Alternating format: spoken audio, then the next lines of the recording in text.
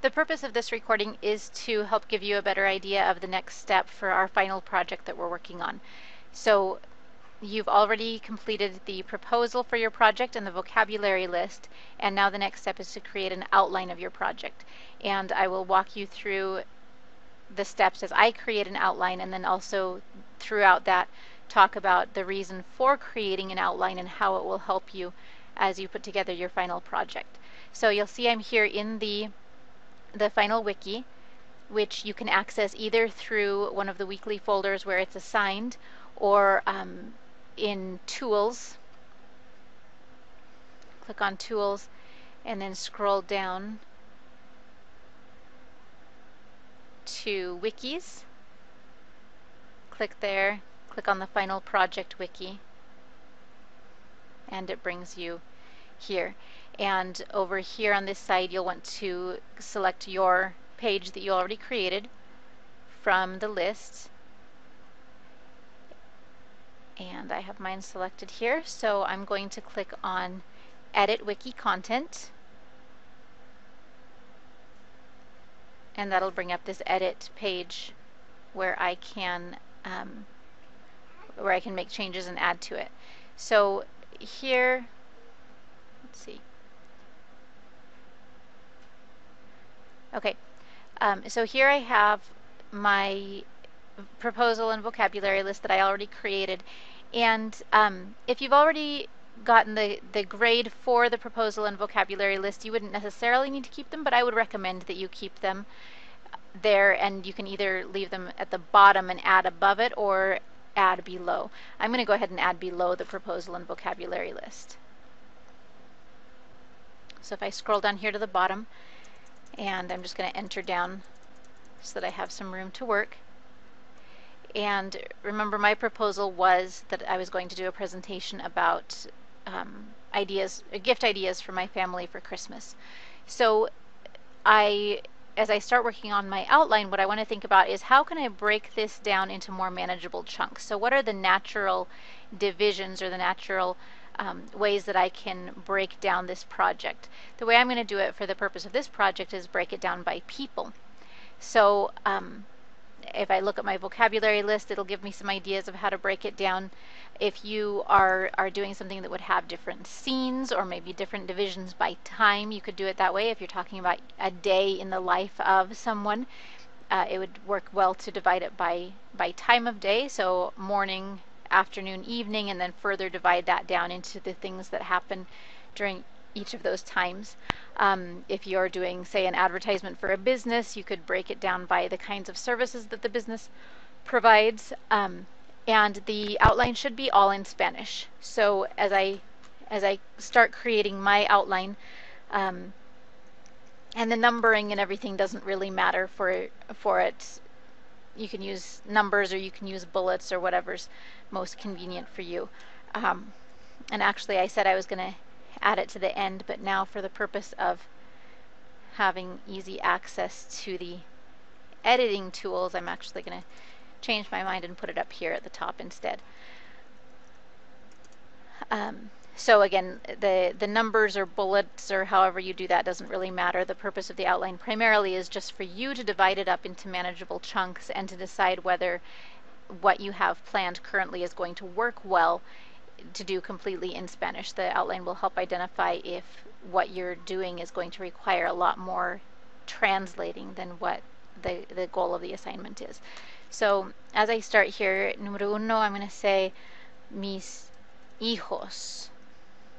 So as I start listing out the people that I would be buying gifts for. Mis hijos, mi esposo,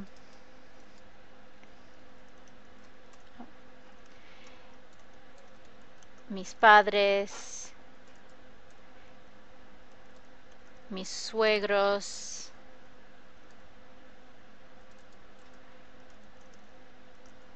mis hermanos y mis sobrinos. And I could add more if I wanted to. I could add amigos or whatever else, but for now this will be sufficient. And I'm going to indent here a little bit. And so then I'm looking at underneath each of these categories that I've created, what's this further way that I could divide this out and add content to my outline. The way I'm going to do it is put sus preferencias y personalidades.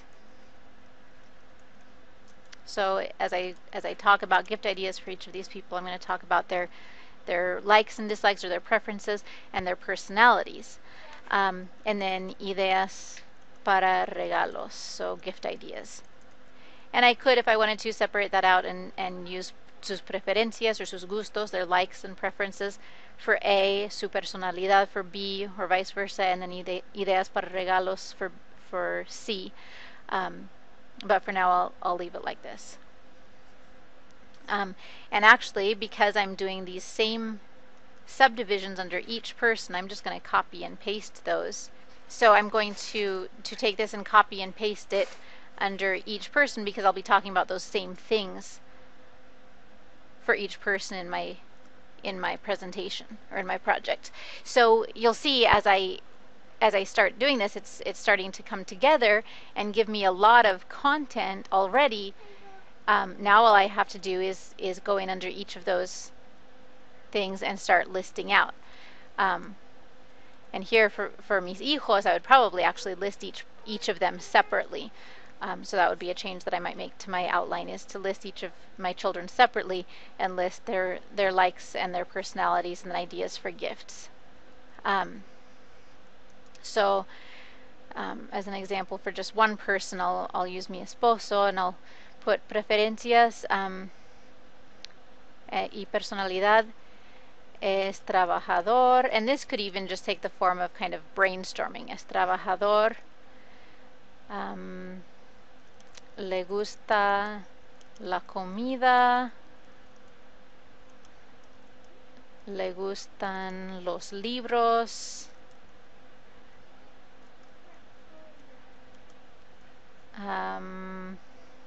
le gusta la televisión.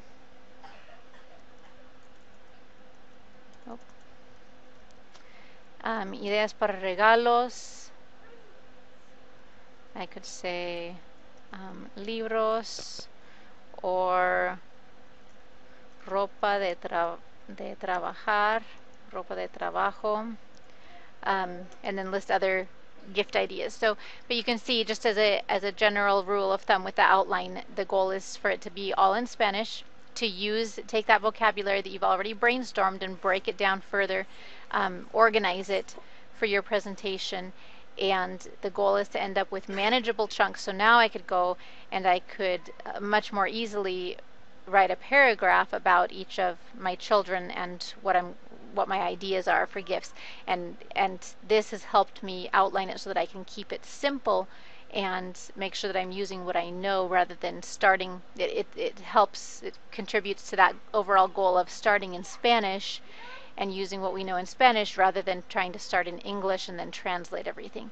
So if you have any questions, there's no requirements for the length of the outline, but keep in mind that I should be able to tell from it that you have a substantial amount of information that you are organizing and outlining there.